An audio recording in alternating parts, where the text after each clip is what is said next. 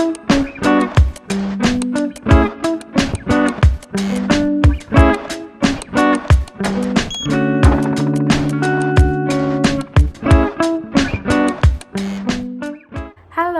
Assalamualaikum warahmatullahi wabarakatuh. Perkenalkan, nama saya Desi Trinitaza Putri dengan NIM H1A1221444 dari kelas B. Kali ini saya akan mengerjakan tugas membuat video, di mana tugas ini dari Bapak dosen Haris Yusuf SHMH selaku dosen pengajar mata kuliah Hukum Perikatan. Dalam tugas video kali ini, saya akan memberikan penjelasan singkat tentang beberapa materi yang ada di dalam perkuliahan Hukum Perikatan. Yang pertama, definisi perikatan. Pasal 1313 KUH Perdata menyatakan, perikatan adalah suatu perbuatan yang diadakan oleh seseorang atau beberapa orang dengan tujuan untuk mengikatkan diri kepada seorang atau beberapa orang lainnya, yang berarti bahwa perikatan adalah suatu perbuatan yang dibuat oleh satu pihak atau lebih dengan tujuan untuk menciptakan kewajiban atau hak terhadap satu pihak atau lebih. Dalam perikatan, pihak-pihak yang terlibat dalam perjanjian dapat menciptakan kewajiban atau hak yang saling mengikat sesuai dengan kesepakatan mereka. Perikatan adalah unsur dasar dalam hukum perdata yang mengatur hubungan hukum antar individu atau entitas hukum. Yang kedua, sumber perikatan. Pasal 1233 KUH Perdata menyatakan perikatan lahir karena suatu persetujuan atau karena undang-undang, yang berarti sumber-sumber hukum perikatan yang ada di Indonesia berasal dari perjanjian atau undang-undang. Berdasarkan KUH Perdata, terdapat 3 sumber perikatan, yaitu yang pertama perikatan. Menurut pasal 1233 KUH Perdata, perikatan lahir karena suatu persetujuan atau karena undang-undang.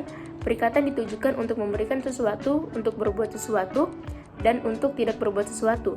Yang kedua, persetujuan. Pasal 1313 KUH Perdata menyatakan suatu persetujuan adalah suatu perbuatan di mana satu orang atau lebih mengikatkan diri terhadap orang lain atau lebih.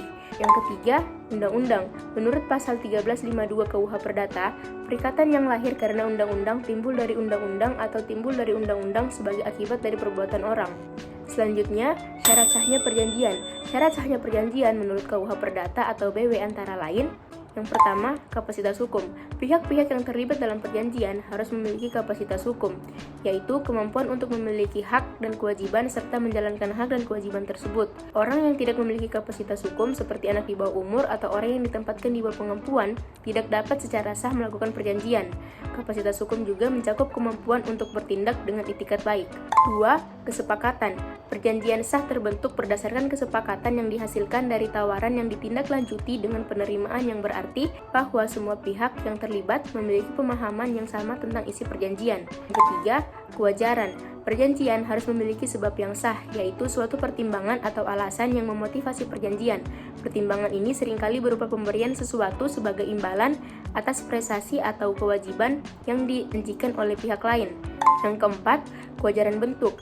Beberapa perjanjian harus mematuhi bentuk tertentu yang diatur oleh hukum, seperti bentuk tertulis untuk perjanjian yang memiliki nilai di atas ambang tertentu. Yang keempat, keabsahan subjek. Perjanjian yang melibatkan tindakan atau objek yang ilegal atau bertentangan dengan hukum dinyatakan tidak sah. Yang keenam, iktikat baik. Para pihak yang terlibat dalam perjanjian diharapkan bertindak dengan itikat baik dan jujur, serta tidak mengabaikan hak dan kewajiban masing-masing. Yang ketujuh, syarat-syarat khusus. Beberapa perjanjian mungkin memerlukan syarat-syarat khusus yang ditentukan oleh hukum atau peraturan tertentu. Yang kedelapan, kepatuhan terhadap hukum atau ketertiban umum. Perjanjian yang bertentangan dengan hukum atau ketertiban umum dapat dinyatakan tidak sah. Yang kesembilan, kepatuhan terhadap moralitas. Perjanjian yang bertentangan dengan prinsip-prinsip moral atau etika dapat dianggap tidak sah. Ke-10, ketentuan-ketentuan. Khusus beberapa perjanjian, seperti jual beli tanah, dapat memiliki ketentuan-ketentuan khusus yang harus dipatuhi. Dan yang terakhir, ketepatan isi. Perjanjian harus memiliki isi yang jelas dan tidak ambigu, dan para pihak harus memiliki pemahaman yang sama tentang isi perjanjian. Pelanggaran syarat-syarat ini dapat mengakibatkan perjanjian dinyatakan tidak sah atau batal. Selanjutnya, asas-asas dalam hukum perjanjian. Dalam konteks KUH Perdata, terdapat beberapa asas hukum yang penting dalam hukum perjanjian.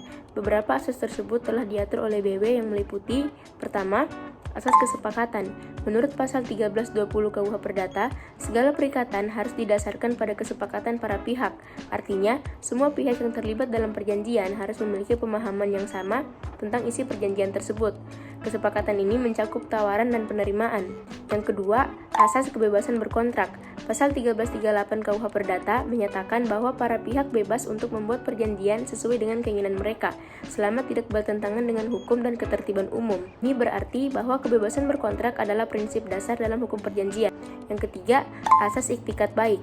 Iktikat baik merupakan prinsip dasar diatur dalam pasal 1338 KUH Perdata.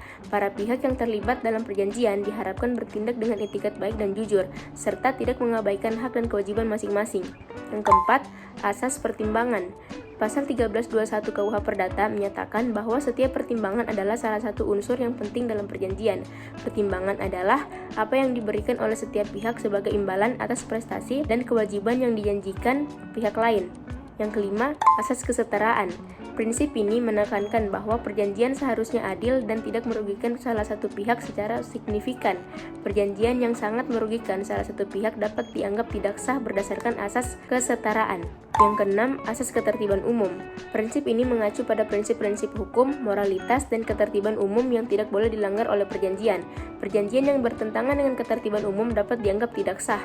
Yang ketujuh, asas hak menarik kembali. Pasal 1250 KUH Perdata mengatur tentang hak menarik kembali, yang memungkinkan seseorang menahan barang orang lain sampai tuntutan yang seharusnya dipenuhi menurut perjanjian terpenuhi. Yang kedelapan, asas kepastian hukum. Prinsip ini menekankan kepentingan kepastian hukum dalam perjanjian. Artinya, perjanjian harus dibuat dalam bahasa yang jelas dan perjanjian harus dapat diprediksi akibat hukumnya. Yang terakhir, asas kepantasan.